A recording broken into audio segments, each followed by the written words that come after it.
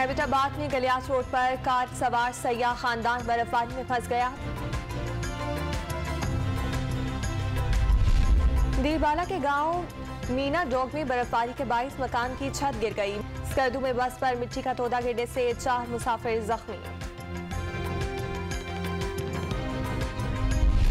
मरी में आज रात तूफान और शदीद बर्फबारी की पेशगोई। इतवार की रात 9 बजे तक गाड़ियों का दाखिला बंद कर दिया गया। इस्लामाबाद से मरी जाने वाले तमाम रास्ते बंद। मरी में बर्फबारी और ट्रैफिक जैम में हजारों गाड़ियां फंस गईं। सयाहों को निकालने के लिए रेस्क्यू ऑपरेशन जारी। 23,000 गाड़ियों को निकाल लिया गया। 1000 के करीब ताहाल फंसी हुई हैं। कराची में साइबेरियन हवाएं चलने से शहरियों के दांत बज उठे। सर्दी की लहर 16 जनवरी तक रहने का इम्कान। लाहौर में बारिश के बाद सर्दी में इजाफा हो गया। इस्लामाबाद में भी मौसम मजीद सर्द। पारा चिनार में बर्फबारी का सिलसिला जारी।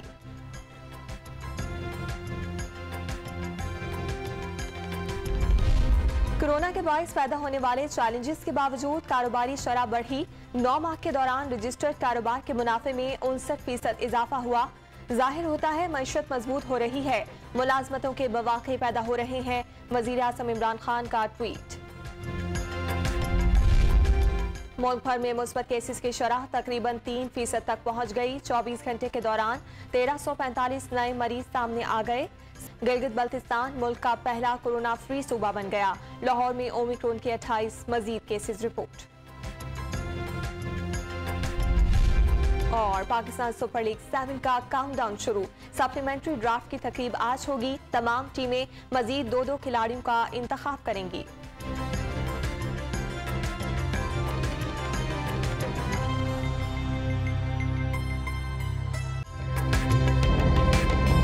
ताज़ा तरीन वीडियोस के लिए हमारा YouTube चैनल सब्सक्राइब करके बेल आइकन प्रेस करिए ताकि आपको मिले हर अपडेट सबसे पहले।